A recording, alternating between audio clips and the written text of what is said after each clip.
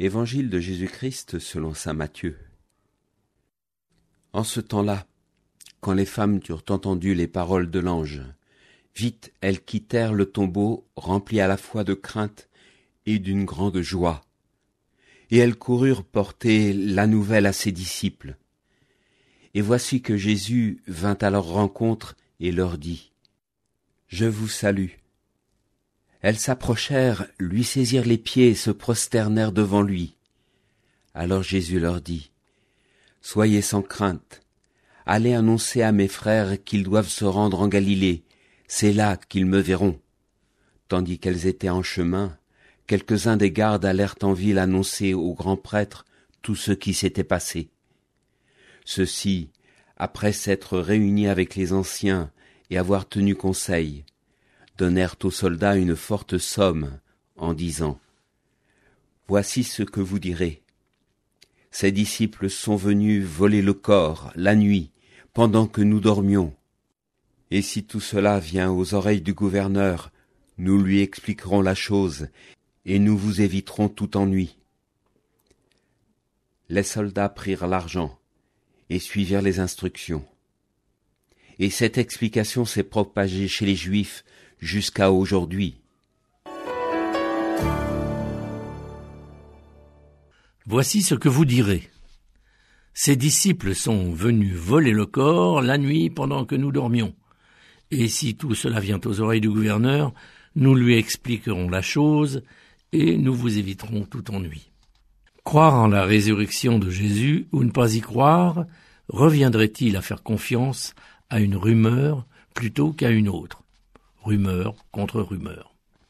Croire la parole des femmes ou celle des grands prêtres qui soudoient les gardes, qui sont effrayés après l'échec de leur mission, en leur demandant contre argent de propager la rumeur que les disciples auraient tout simplement volé le corps de nuit en poussant la pierre du tombeau sans qu'il ne se réveille et emporté la dépouille sans le linceul, sans le moindre bruit, la moindre alarme. De nos jours, les fausses nouvelles, on connaît. C'est presque notre quotidien dans ce monde surinformé où l'information numérique est une aubaine autant qu'un risque.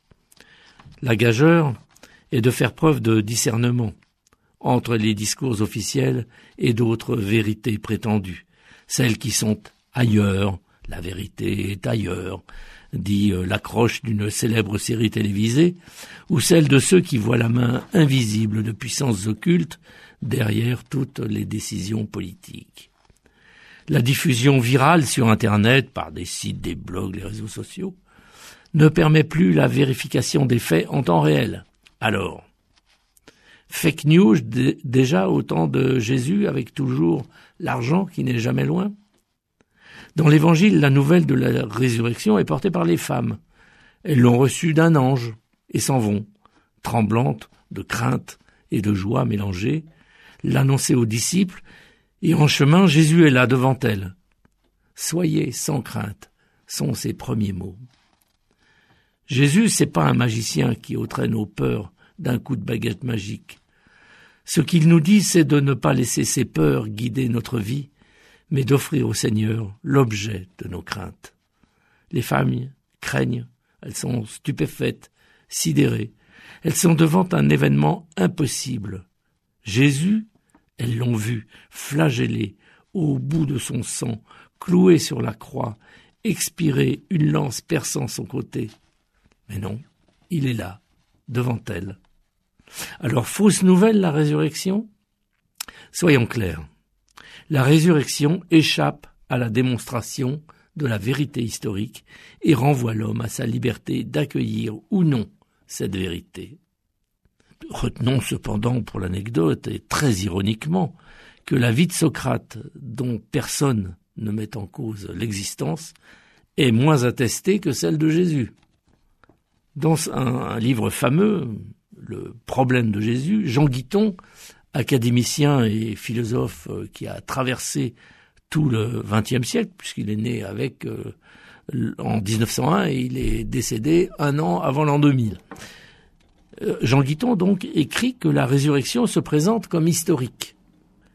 Et, écrit-il, Ce que j'ai remarqué au sujet du tombeau vide et des apparitions me porte à penser que je suis ici en présence d'une réalité ayant le caractère d'un événement. Je veux dire, un événement qui, quoique dans ce monde, n'est pas seulement de ce monde.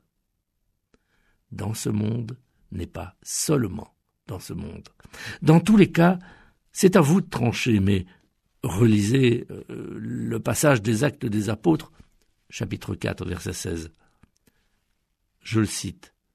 « Ce Jésus de Nazareth que l'humanité a crucifié, Dieu l'a ressuscité des morts. Il n'y a de salut en aucun autre, car il n'y a sous le ciel aucun autre nom qui ait été donné parmi les hommes, par lequel nous devions être sauvés. » L'évangile du jour était commenté par Gérald de Privé, diacre permanent au